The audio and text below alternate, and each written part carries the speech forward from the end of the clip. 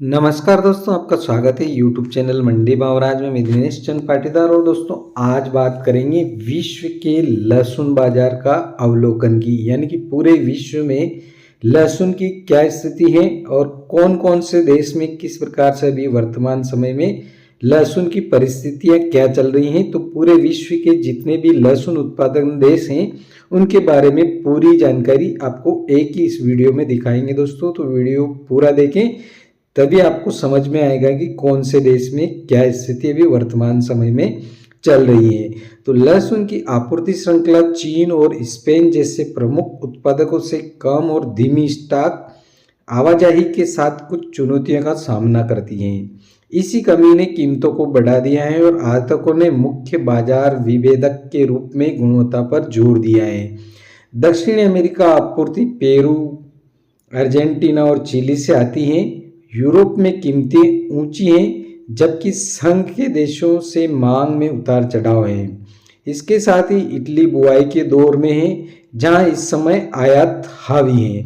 Netherlands में उच्च कीमत वाला चीनी लहसुन आ रहा है और फ्रांस में लहसुन की अच्छी मांग देखी जा रही है। उत्तरी अमेरिका की बात करें तो उत्तरी अमेरिका में अर्जेंटीना से आपूर्ति होगी और दक्षिण अफ्रीका में स्थानीय और विदेशी आपूर्तिकर्ताओं की ओर से अधिक मात्रा में आपूर्ति के कारण लहसुन की कीमतों पर दबाव है। पहले बात करेंगे दोस्तों पेरू के लहसुन की। तो पेरू के लहसुन अभियान की विशेषता पिछले वर्ष की तुलना में कीमतों में 30 से 40% की वृद्धि है। यह वृद्धि कम खेती वाले क्षेत्र सामान्यतः 10,000 की तुलना में 7,000 हेक्टेयर और ला नीना के कारण उच्च उत्पादन के कारण हुई है, जिससे खेती के लिए आदर्श ठंडी परिस्थिति प्रदान की है। मुख्य निर्यातक गंतव्य मैक्सिको, संयुक्त राज्य अमेरिका और ऑस्ट्रेलिया रहे हैं, जहां औसत कीमत पिछले वर्ष के $25 से बढ़कर $37 प्रति 10 किग्रा बॉक्स रही है। पेरू के लहसुन की गुणवत्ता की प्रशंसा की गई और स्थानीय कंपनियां प्रतिस्पर्धा को मजबूत करने के लिए आधुनिक प्रसंस्करण सुविधा में निवेश कर रही हैं। अब बात करते हैं दोस्तों चिली के लहसुन की।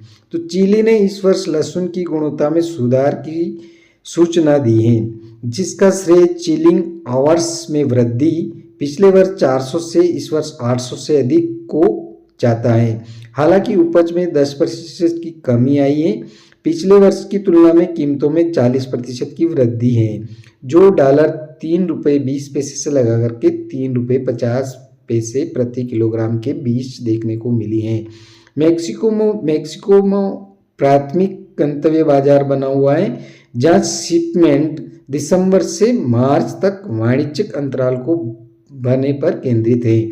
जब मैक्सिकन लहसुन उपलब्ध नहीं होता है तो चिली को अर्जेंटीना जैसे प्रतिस्पर्धियों की तुलना में कम प्रतिबंधात्मक फाइटोसैनिटरी उपायों का भी लाभ मिलता है, जिससे इसकी बाजार स्थिति और मजबूत होती है। अब बात करते हैं दोस्तों अर्जेंटीना के लहसुन की। तो अर्जेंटीना को उच्च तापमान और उच्च उत्पादन लागत के कारण महत्वपूर्ण चुनौतियों का सामना करना पड़ रहा है, जबकि कीमतों में 15 से 20% की वृद्धि हुई है। प्रतिकूल जलवायु परिस्थिति के कारण उत्पादन में 20 से 30% की कमी आई है और ब्राजील इसका मुख्य बाजार माना जाता है, जो 80% निर्यात को अवशोषित करता है। स्थानीय आर्थिक मुद्दों और मैक्सिको को संघ के निर्यात नियमों जैसे कि मैलिक हाइड्राजाइड के उपयोग ने लागत बढ़ा दी। हालांकि यह क्षेत्र उत्पादन की उपलब्धता बढ़ाने के लिए कोल्ड स्टोरेज सहित अपनी प्रक्रियाओं में सुधार भी कर रहा है। अब बात करते हैं दोस्तों चीन की। तो चीन हाल ही में लहसुन बाजार की मांग पिछले साल की समान अवधि की तुलना में थोड़ी कम देखने को मिल रही है।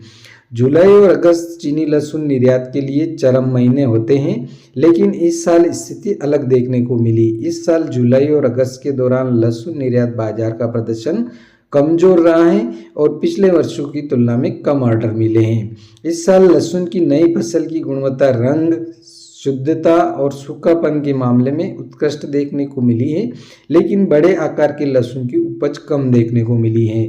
इस साल उच्च शिपिंग लागत और अस्थिर शिपिंग शेड्यूल ने बंदरगाहों पर लहसुन की आवक में देरी की है, जिससे बाजार में पाचन में बाधा उत्पन्न हुई है और यह विशेष रूप से पूर्वी यूरोपीय मार्ग पर स्पष्ट है। वर्तमान बाजार मांग के संबंध में मध्य और दक्षिण अमेरिका अपेक्षाकृत स्थिर है, जबकि पश्चिम और उत्तरी अमेरिका में उच्च शिपिंग लागत के कारण कम ऑर्डर है। पिछले वर्षों की तुलना में निर्यात की मात्रा में कम से कम 30% की गिरावट देखने को मिली है। हालांकि हाल ही में लहसुन की कीमतों में गिरावट आई थी, लेकिन अब वे स्थिर हो गए हैं और ऊपर की ओर रुझान दिखा रहे हैं। जैसे ही नया लहसुन गोदामों में जमा होना शुरू होगा, आपूर्ति कम होने के कारण जो लहसुन भंडारित नहीं है उसकी कीमत भी बढ़ जाएगी। इटली की बात करते हैं दोस्तों, तो इटली में 2024 में स्थानीय स्तर पर लहसुन की अच्छी फसल देखने को मिली थी और दिसंबर की शुरुआत में इतावली लहसुन बाजार में कोई विशेष समस्या नहीं देखी जा रही है। इटली में रेफ्रिजरेटर लहसुन बेचा जा रहा है, लेकिन पिछले अभियान में कम मात्रा में उत्पादन के कारण इसकी उपलब्धता सीमित है, जबकि दक्षिणी गोलार्ध में फसल कटाई का काम चल रहा है। उत्तरी गोलार्ध में बुआई के काम में लगे हुए हैं। पूर्वानुमानों के अनुसार मात्रा पिछले साल की तुलना में थोड़ी अधिक होनी चाहिए। दक्षिण इटली के एक व्यापारी ने बताया कि फिलहाल इटली के दक्षिण क्षेत्रों में बुआई समाप्त हो चुकी है। उत्तर में खराब मौसम के कारण कुछ समस्याएं आई हैं और वे अगले कुछ हफ्तों में समाप्त हो सकती हैं। यूरोप में लहसुन स्पेन और चीन से उच्च कीमतों पर उपलब्ध हैं। उपलब्ध मात्राएं छोटी लग सकती हैं, लेकिन वे निश्चित रूप से पिछले साल की तुलना में अधिक हैं। वास्तव में स्टॉक में समान मात्रा के साथ स्टॉक में अच्छी गुणवत्ता के कारण इस वर्ष निश्चित रूप से अधिक उपज पिछले साल प्रसंस्करण के बाद की उपज लगभग 40 से 50% तक कम हो गई थी। फिलहाल लगभग 70 से 80% पर हैं। एक व्यापारी ने बताया कि भाई दक्षिणी गोलार्ध में सबसे अधिक प्रतिनिधि उत्पादक अर्जेंटीना जल्द ही फसल के लिए तैयार हो जाएगा, जो मौसम की अनुमति देने पर अच्छी गुणवत्ता की होने की उम्मीद है। अर्जेंटीना और चिली के उत्पाद की कीमतों को देखने का इंतजार कर रहे हैं, जो दिसंबर के अंत तक शिपमेंट के लिए तैयार हो जाती हैं। दक्षिण इटली के एक लहसुन उत्पादक और वितरक ने पुष्टि की कि इस साल स्पेनिश सपूत लहसुन का अभियान सकारात्मक दिख रहा है। पिछले साल की तुलना में मौजूदा कीमतों में लगभग 10 से 15% की वृद्धि देखने को मिली है, जो पिछले सीजन की तुलना में बहुत बेहतर उत्पादन गुणवत्ता के कारण मांग भी अच्छी और खपत भी सकारात्मक देखने को मिली है। उत्तरी इटली में 130 हेक्टेयर भूमि का प्रबंधन करने वाले एक ऑपरेटर का कहना है कि इटली के 2024 उत्पादन में औसतन अच्छी मात्रात्मक उपज थी और यह बहुत अच्छी गुणवत्ता विशेषताओं को दर्शाता है। जिस संघ का वह सदस्य है उसका उत्पादन सभी प्रमाणित और उसका एक पहचान योग्य ब्रांड है। इसलिए खुदरा बिक्री यूरो 15 और यूरो 19 प्रति किलोग्राम के बीच है। इटली में घरेलू उत्पादन मांग को पूरा नहीं करता है, इसलिए आयात आवश्यक है। फिलहाल सामान्य आपूर्ति बहुत अच्छी नहीं है। स्पेन में प्रतिकूल मौसम की स्थिति रही है और फ्रांस बहुत अधिक निर्यात नहीं करता है। कुछ वर्षों में चीनी लहसुन भी उपलब्ध है, लेकिन यह स्थानीय लहसुन की तुलना में कम गुणवत्ता वाला और कम कीमत पर होता है। अब बात कर रहे हैं दोस्तों नीदरलैंड की, तो नीदरलैंड एक डच आयातक के अनुसार इस साल लहसुन का बाजार काफ़ी दिलचस्प रहा है। सीजन की शुरुआत से ही चीन में कीमतें लगातार बढ़ रही। गुणवत्ता के मामले में चीन में बहुत अच्छी फसल हुई, लेकिन आकार सामान्य से छोटा है। अधिकांश लहसुन 50 से 55 मिमी की रेंज में और 55 और 50 के बीच कीमत का अंतर पहले कभी इतना बड़ा नहीं रहा है। आकार के मामले में स्पेन में फसल बढ़ी है, लेकिन उन्हें गुणवत्ता संबंधी महत्वपूर्ण समस्याओं का भी सामना करना पड़ रहा है। व्यापारियों ने कहा कि जो सीजन की दूसरी 6 माह के बारे में काफ़ी आशावादी हैं। जर्मनी की बात करें तो जर्मनी की जो लहसुन है औसत से कम मांग है और जर्मनी के बाजार में इस समय चीन, स्पेन और फ्रांस से आने वाले सामानों का बोलबाला ज़्यादा देखने को मिला है। साल के इस समय में लॉटरिक लहसुन हमेशा बहुत ही लोकप्रिय होता है। गुणवत्ता संबंधी समस्याओं और बढ़ती अस्वीकृतियों के कारण दुर्भाग्य से इस साल यह उत्पादन काफ़ी दुर्लभ और महंगा है। चीन और स्पेन से आने वाले मानक सामानों की मांग फिलहाल औसत से कुछ कम है और उम्मीद है कि क्रिसमस के आसपास बिक्री में थोड़ी और तेजी देखने को मिल सकती है। अब बात करते हैं दोस्तों स्पेन की लहसुन की। तो स्पेन में लहसुन का स्टॉक वर्तमान में अपने चक्र के मध्य में है तथा इसकी गुणवत्ता अच्छी भी देखने को मिल रही है। इस वर्ष खेती के क्षेत्र में उल्लेखनीय कमी देखने को मिलती है और स्टॉक अभियान को पूरा करने के लिए पर्याप्त मात्रा में है। सेक्टर के एक प्रतिनिधि ने बताया कि वे ज़्यादातर स्पेनिश कंपनियां उपलब्ध मात्रा के कारण स्थापित आपूर्ति अनुबंधों के बाहर खुले बाजार में बिक्री संचालन को सीमित कर रही हैं। ये याद रखना चाहिए कि 2024 में पिछले सीजन की तुलना में क्षेत्र में फिर से गिरावट आई है। 2023 की तुलना में लगभग 14% और बैंगनी लहसुन में यह गिरावट और भी बढ़ गई है, जो पहली बार कुल खेती वाले क्षेत्र के 40% से नीचे गिर गई। क्षेत्र में यह गिरावट पिछले साल की 17% की गिरावट के अतिरिक्त है, जो 2022 खेती के लिए किए गए क्षेत्र की तुलना में पिछले 2 वर्षों में 30% से अधिक की कुल गिरावट का प्रतिनिधित्व करती है।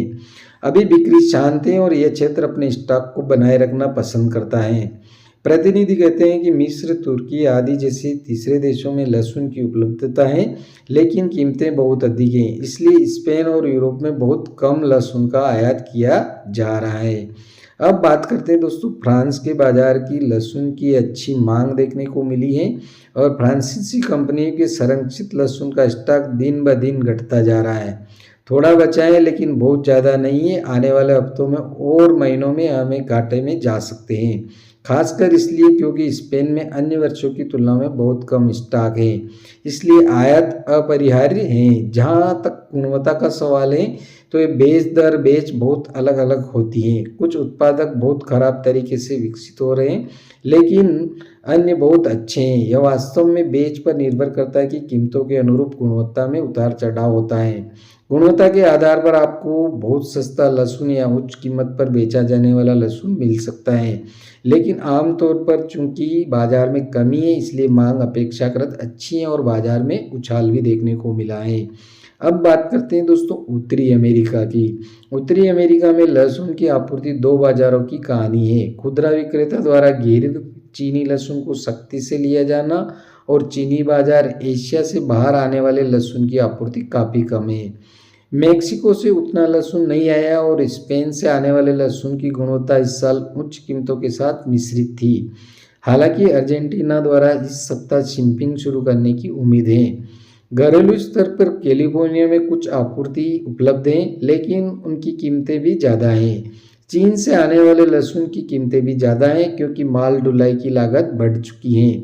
इसकी शुरुआत तब हुई जब ईस्ट कोस्ट बंदरगाह की समस्या थी। तब से चीनी लहसुन की कीमतें बढ़ रही हैं और वे ऊंची बनी हुई हैं। लहसुन की मांग में कमी आई है, हालांकि क्रिसमस और नए साल से पहले इसमें फिर से तेजी आएगी। उच्च माल ढुलाई लागत के साथ साथ अन्य चुनौतियों में पूर्वी और पश्चिम तट के बंदरगाह शामिल हैं, जिनमें हड़ताल के बाद भी कुछ समस्याएं हैं। राष्ट्रपति चुनाव, डोनाल्ड ट्रंप के प्रस्तावित टैरिफ के बारे में भी चिंता है।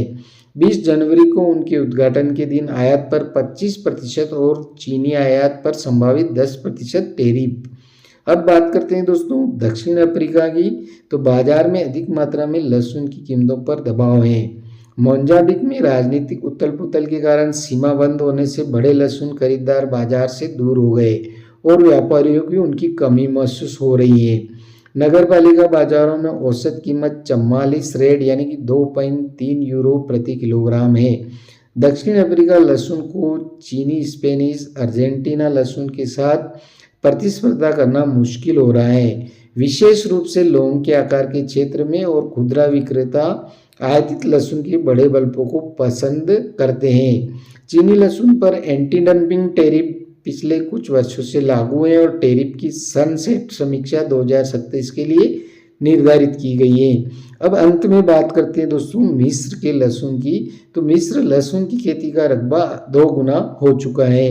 लहसुन की खेती के रकबे में होने वाले उतार चढ़ाव के बाद और पिछले सीजन में सीमित रकबे के बाद इस साल मिस्र में लहसुन की खेती करने वाले ने लहसुन की खेती का रकबा 2 गुना कर दिया है।